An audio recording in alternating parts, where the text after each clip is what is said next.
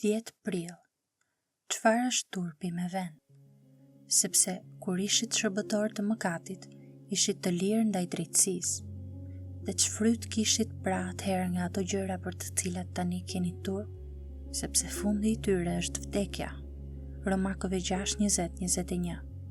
Kur sytë e një të krishteri hapen për të parë ligësinë e sjelljes së tij të dikurshme, e cila e çnderon të Perëndin, i krishteri ndihet me të drejtë i turpëruar. Pali i thot kishës në Rom, kur ishit shërbëtor të mëkatit, dhe ç'fryt kishit pra atëherë nga ato gjëra për të cilat tani keni turp? Ekziston një vend i duhur për të hedhur vështrimin pas dhe për të ndjerë sëmbimin e dhimbjes, që dikur jetuam një jetë e cila e nënçmonte kaq shumë Perëndin. Sigurisht që nuk duhet të paralizohemi duke u fiksuar pas kësaj. Por një zemër e krishter, e cila është e ndjeshme, s'mund të sjellë në mendje marrësitë e rinisë dhe të mos e ndjejë jehonën e turpit, edhe nëse gjërat janë sqaruar tashmë me Zotin. Aty ku turpi është me vend, ai mund të jetë shpengues dhe shumë i shëndetshëm.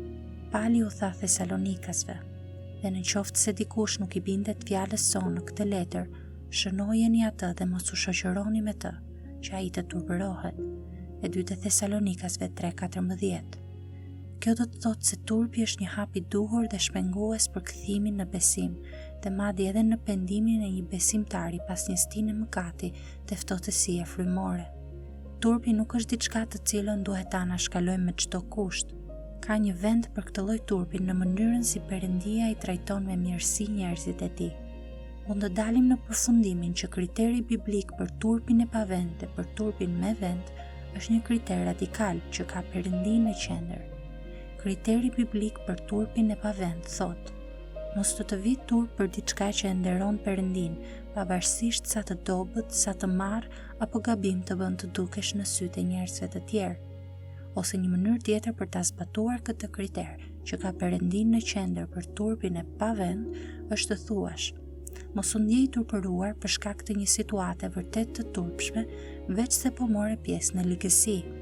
Kriteri biblik për turpin me vend thotë: të vi turp kur përfshihesh në çdo gjë që e çnderon Perëndin, pavarësisht sa të fortë, sa të zgjuar apo të drejtë të bën të ndihesh në sytë e tjerëve. Ne duhet të kemi turp kur sjellja jone çnderon Perëndin, sepse ai nuk e aprovon këtë sjellje.